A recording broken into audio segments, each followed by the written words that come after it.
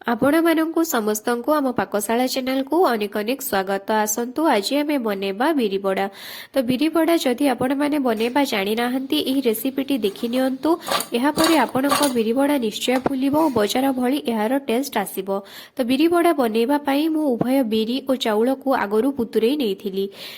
तो बिरी और चाउलर परिमाण मु 3:1 अनुपात रे नेइथिली। अर्थात जो कप बा गिना आपण व्यवहार करूछंती से समान कप रे जदि आपण 3 कप बिरी नेउछंती तो सेही समान कप रे आपण गोटे कप चाउल नै जिवे एवं उभय को अलगा अलगा पात्र रे बुतुरै की रखिबे।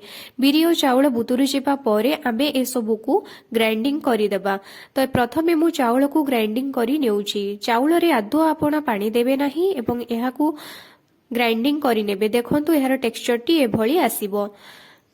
चाउल को ग्राइंडिंग करि सारिबा परे आमे बिरी को पानी रु छाणी एबे बिरी को आमे ग्राइंडिंग करिबा। बिरी रे मध्ये आपण आदो पानी देबे नाही एवं एहा को ग्राइंडिंग करि नेबे। जदि ग्राइंडिंग कला बेले आपण को पानी रो आवश्यकता पडुची तो आपण सेतिरे 4 रु 5 चमच पानी देई देई भल भाबरे एहा को बाटी नियंतु।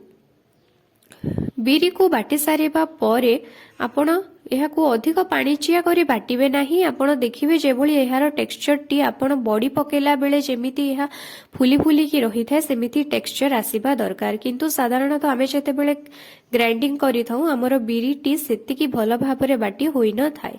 तो बिरी को आपण फाइन पेस्ट करी बाटी सारिबा परे आपण कोन करिवे ना बिरी को भल भाबरे आपण फेंटी नेबे जहा द्वारा कि बिरीटी हल्का होई जिवो एवं फुलिबाकू लागिवो। बिरी को भल भाबरे प्राय 7 रु 10 मिनिट पर्यंत आपण फेंटी नेबे। काहेकि ना आपण जेतिकी भल भाबरे बिरी को फेंटीबे एवं एहा जेतिकी हल्का हेबो हमर बिरी बड़ा बनेला बेले बिरी बड़ा सहजरे सेतिकी भल भाबरे फुली पारिबो।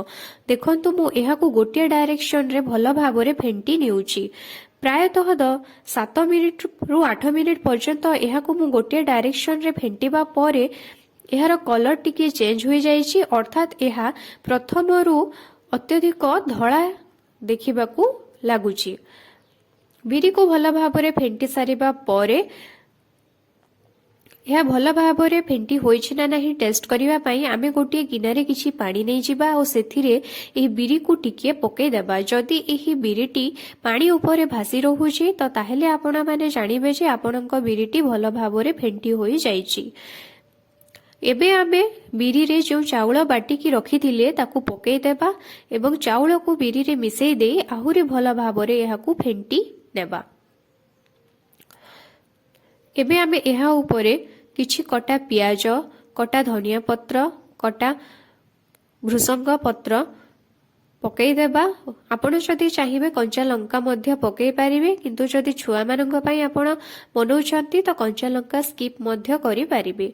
ए सब को मिसेई देबा। ता सहित किछि लूण एहा ऊपरे देई देई भल भाबरे आमे मिसेई देबा। एबे आमे बिरी बड़ा छानिबा पई गैस रे कड़े बसई सेतिरे किछि तेल दे देबा एवं तेल को गरम करि नेबा।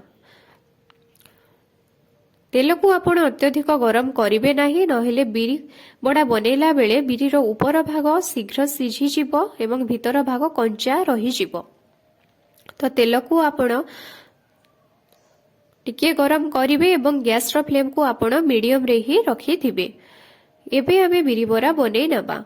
तो बिरी बरा बनेबा पई आपण गोटे गिनारे किछि पानी नै जांतु एवं पानी हाथ होई बिरी को धीरे धीरे आणंतु ओ एहा को एभली भाबरे गोल करी एहार मझिरे एक कणा करि दियंतु एवं एहा को धीरे धीरे तेल रे पकांतु। देखंतु एभली भाबरे आपण करि नेबे। आउ थोरे देखि नियंतु। एमिति टिके बिरी आनिबे ओ एहा को गोल गोल करी या मझिरे एक कणा करि देबे। जदि आपण माने एभली भाबरे बनै पारु नाहंती तो मु आपनको आ गोटे ट्रिक मध्य बतै देउची।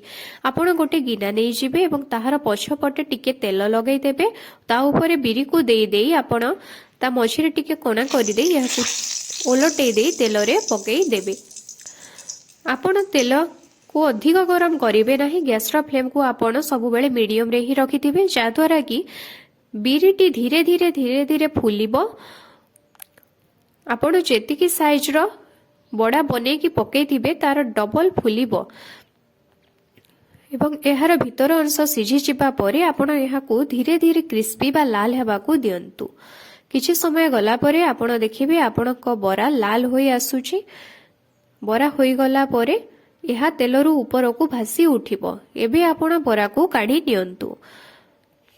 ଦେଖିବେ ବଜାର ଭଳି ବଡା ହବ ଏବଂ ଏହାକୁ ଆପଣ ଭାଙ୍ଗିକି ଦେଖନ୍ତୁ, ଏହାର ଭିତର ଅଧିକ ନରମ ହେଇଥିବ ଏବଂ ବାହାର ଅଂଶ କ୍ରିସ୍ପି ହୋଇଥିବ। ଏଭଳି ଭାବରେ ଆପଣ ଥରେ ଘରେ ନିଶ୍ଚିତ ଟ୍ରାଏ କରନ୍ତୁ।